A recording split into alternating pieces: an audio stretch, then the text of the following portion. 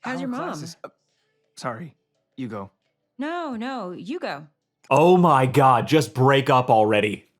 Sorry, I had to get that out of my system early. As, like, this episode is solid, it is doing all the right things, but my god, is Amber and Mark's slow walk to breaking up just the most insufferable thing for so many reasons that I'm going to get into later. As honestly, they could have made this work, but because Backlash, the show is playing things too safe, and we're left with a way less interesting character because of it. But before we get into that, let's talk about all the things this episode did good, as there is a lot to love and a whole lot more to question. As out of everything I predicted last week,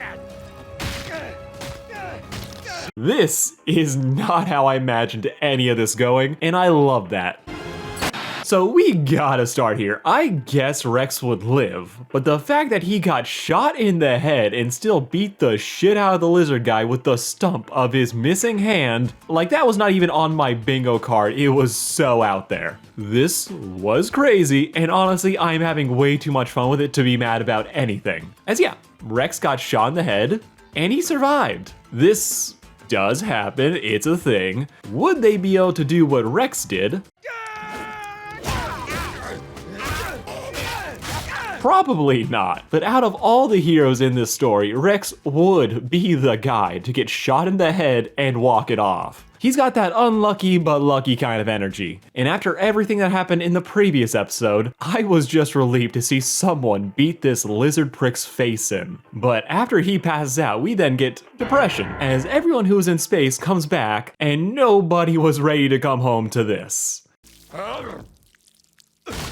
And this actually got me, for the wrong reasons, as seeing Eve get choked up made me minor panic attack, as I thought for a second that they might get back together, and we don't need that for many reasons. But seeing Eve get choked up looking at Rex, seeing him realize post-operation just what a douche he's been his entire life, it all combines to make me actually love Rex even more. He's always been the character that I love to hate, but this really might be the turning point where I just like the guy. And it's weird in just how organic it feels. Mark is talking to Rex about his girl troubles. This is such a weird combination that I couldn't have imagined as being possible at the start of the series. The way it happens, it feels like the most natural thing in the world. I honestly hope we get to see more of Rex soon. I do not want him to just be recovering for the rest of the season, though. He's kind of earned that rest. But I just think there is a lot more fun to be had with him, and I can't wait to see what they do next. Though the things that I do know that are gonna happen next, Mark and Eve, just do it. The writing is on the wall and it's in Amber's blood.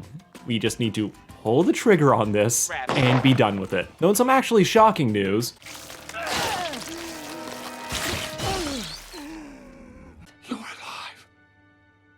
I'm alive. like, I'm genuinely surprised that Ray is still alive. Like, her death was so gruesome, I was sure that she was a goner. But no, she's here, and it kinda makes sense. As yeah, she could shrink herself to avoid getting crushed. The question of could she survive that without air is a whole other thing. This apparently though didn't happen in the comics, so this is officially uncharted waters, and we just have to see what happens next. As Rex, he's gonna do bigger, crazier things, I know for sure. Ray, I have no idea. As honestly, she could retire after this and I would completely understand. As this would traumatize anyone into claustrophobia, which would put a damper on her everything. Like, expansion is her finishing move. If she thinks about this every time she's about to do it, then yeah, I'd start doing other things too, which is something that the Immortal is also gonna have to get very comfortable with. Her unwavering belief this world is good, even when it killed her over and over and over again.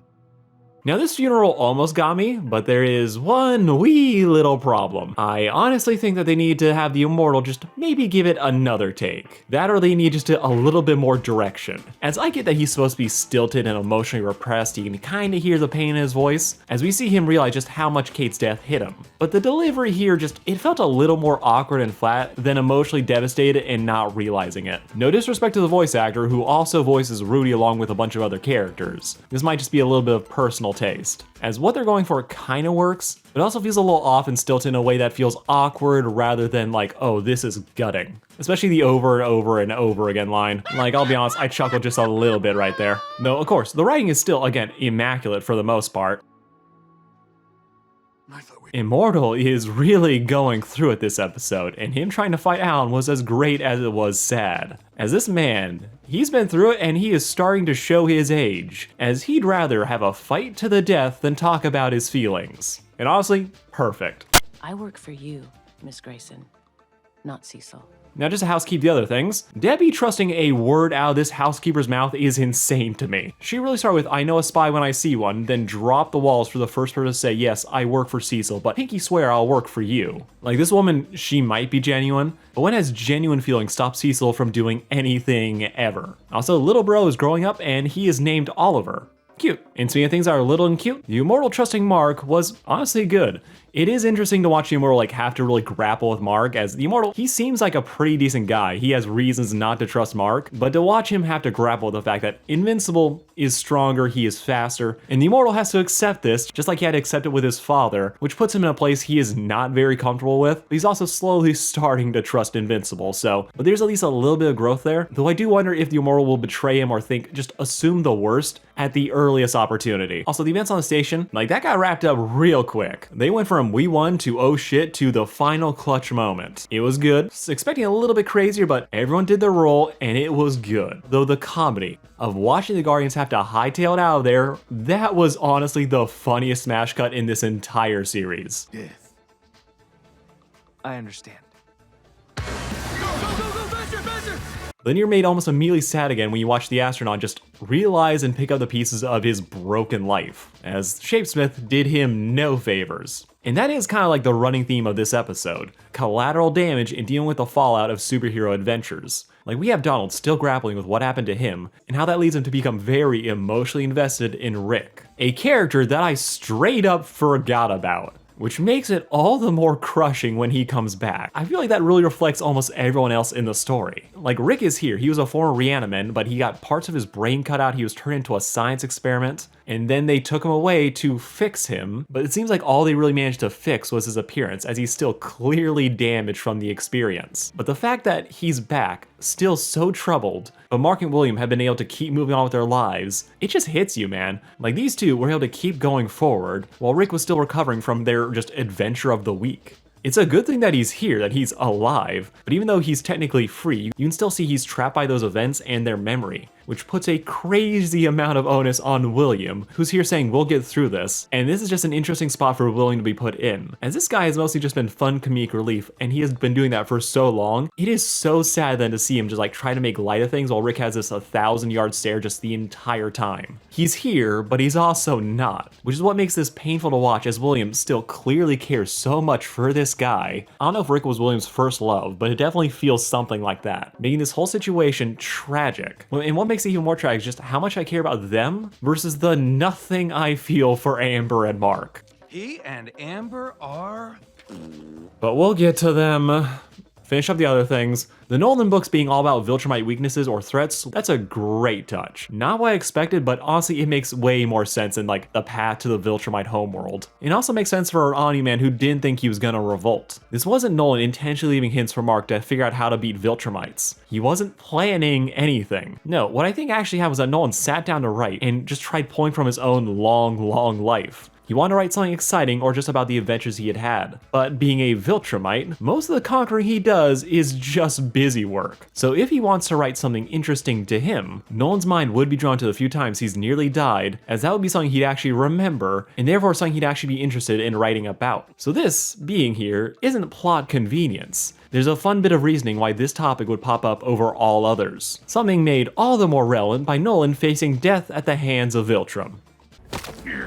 Answer me! Who still remain so interesting to me. They are a combo of Saiyans and Kryptonians if Krypton was just all Zod. We see how they are so obsessed with strength, with perfection, that they would cull half their planet just to prove how tough and strong the remaining survivors were. Yet even after all that, they now see every single person as just proof of their perfection. That Nolan, despite being a traitor, is still a product of the same culture and breeding, so him having a flaw of humanity is a poor reflection on all of them. So they're not going to kill him right away. Instead, they are probably going to try and beat this weakness out of him to understand why it happened and to try and force him back into the fold, at least mentally, to make him live and die by the same crazed Viltrum standards, as that would then reinforce their own beliefs versus just killing Noel for the crime of feeling things for others. But for as much as I love the scene, I do have one burning question.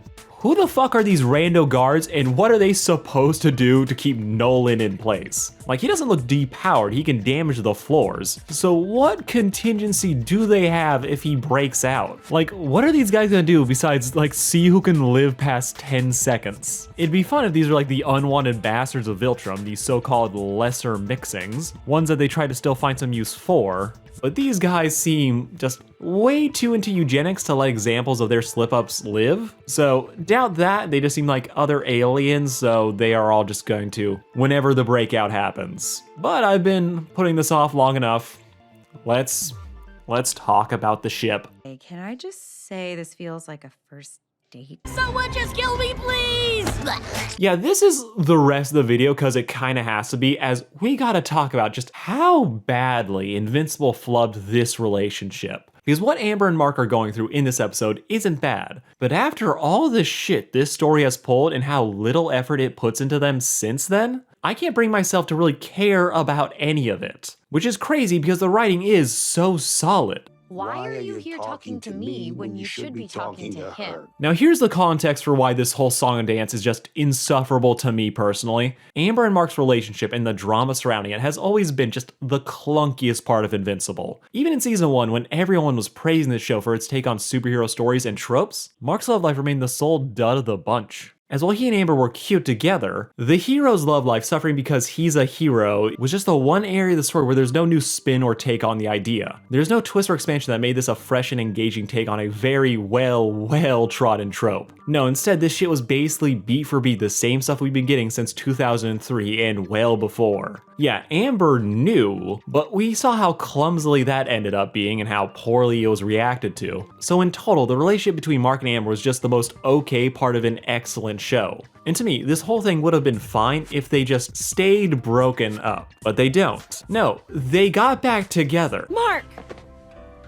What the hell is this? They really spent the entire middle section of this show dancing around Mark's love life till it imploded, and then it just threw them back together in the last 3 minutes of the finale. Like, this is the most unsatisfying shit imaginable. Yes, we could rationalize this as her seeing him almost die triggered regret. Don't know what you had till you lose it. But we never see Amber really grapple with that, nor is it really present at the start of season 2. So really, the actual effect of watching the show is that we spent a lot of time building them up just to rip them apart, got thrown back together with very little justification. And the bare minimum is something that I could very easily use to describe the relationship for just the rest of the time, as these two are truly on autopilot for pretty much all of season 2. The genuine vibe I'm getting from these two from finale to now is that they kind of went, oh shit, we have another story we want to try later, so we just have them stick together till it's time to actually properly break them up. But the issue here is that they never really reset the board or make Amber an engaging character that is grappling with the issues of what has happened, so therefore the show fails to get us reinvested in their relationship. Which to me is why I can't bring myself to care about any of this. The show, whether you like it or not, broke up Amber and Mark. They were donezo. Hill they weren't. Well, I'm sure this was always part of the plan, this is always when they were going to officially break up. The story that we saw effectively did its job too well in burying this relationship, showing that things just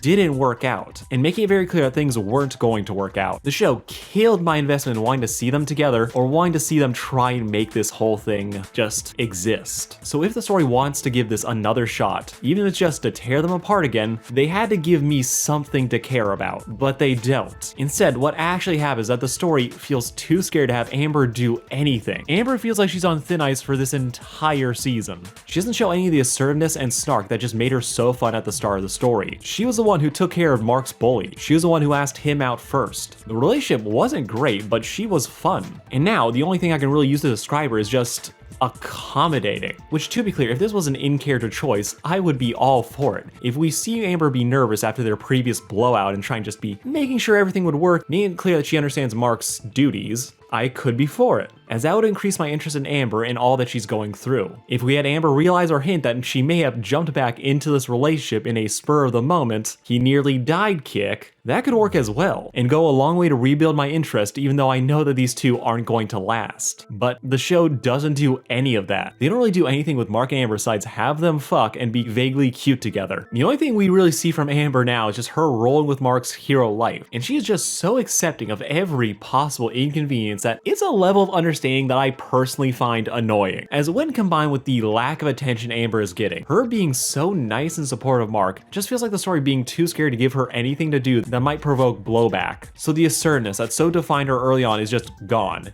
Amber is rendered a less interesting character, all while we slowly work our way towards a breakup that we all know is coming. All this time put on a relationship that we as an audience have just been emotionally detached from for years now. And the other thing that kind of just annoys the shit out of me about how all this is being handled, that Amber being so passive makes this whole thing just more boring to me. And this, again, is my opinion. I think that writing-wise, you could straight up replace Amber with anyone, and this whole situation would still play out just exactly the same with the exact level of pathos. How she's being written feels like she could just be anyone who's been catching the short end of Mark's hero shtick, from just their general reaction to him leaving her for months, to her talking about what's happened since he's been gone, to her talking with Eve. Amber could be a cardboard cutout at this point, and all this would play exactly the same. What makes this breakup good isn't the actual relationship they've built. It's the dialogue, it's the music of characters wondering how they can make this work, and how we see them confide in other people about what they should do when they already know exactly what needs to happen. That this relationship is done so. They feel bad that they're making the other person feel bad, and kind of resent how they resent themselves for even thinking bad things about the other person. They know the other person deserves better, is that they just need someone else to tell them that they need to end it. The situation is sad, but it's the situation, not the people. This could be any superhero civilian couple and it would play out exactly the same. Like honestly, just pick any of the people here. Mark needs someone who is there for her, who really understands what she's going through in college and what it's like dating a superhero. Like you. Also again, Eve is so clearly endgame for Mark. Amber has just been sapped of all of her personality that I was honestly waiting for her to roll out the red carpet and just say, hey, Eve, you can fuck my boyfriend. This situation is a good concept, but like everything with this relationship, it's the one area of Invincible that is just played straight. There's no twist, there's no extra exploration to make this feel like a fresh take on a very, very, very, very well-trodden story. The breakup in season 1 was too definitive. They failed at making us invested in season 2, so I have no reason to care about them breaking up, and even if this sense of inevitability is part of what they're going through, I don't need it. If this is your first experience with this kind of breakup in fiction, yeah, I think you'll do fine. But if you have any experience in this genre, I personally find it hard to care, with every right decision they make just reinforcing that. As again, low-key, Amber feels like the writers have a gun to her head and are just telling her to say she's grateful.